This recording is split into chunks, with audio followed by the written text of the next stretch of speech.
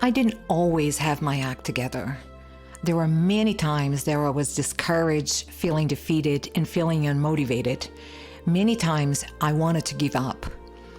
I never told anyone, but during my first 2 years in New York, I reserved my ticket home at least 10 times. I don't exactly remember how many times, but there was a lot. Every time my life didn't go as I planned, I would say, I'm going home.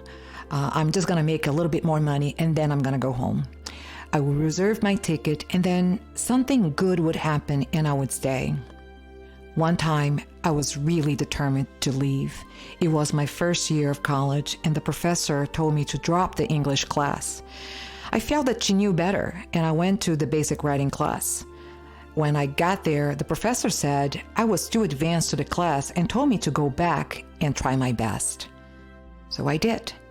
When I went back to the English class, the professor felt that I was defying her and picked on me every week.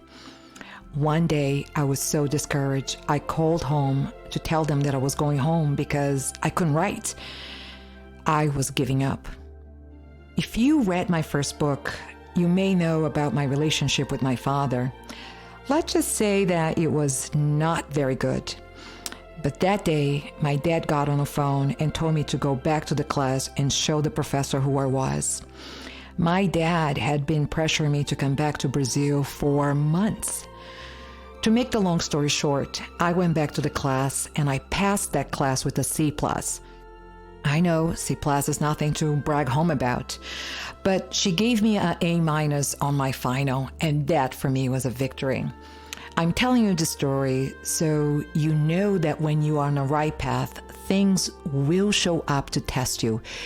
It's like the universe is saying, how bad do you really want it? You may want to give up, but there are always safety and support along the way in the most unexpected places. You don't need to figure it out all the way. Just surrender and let it in.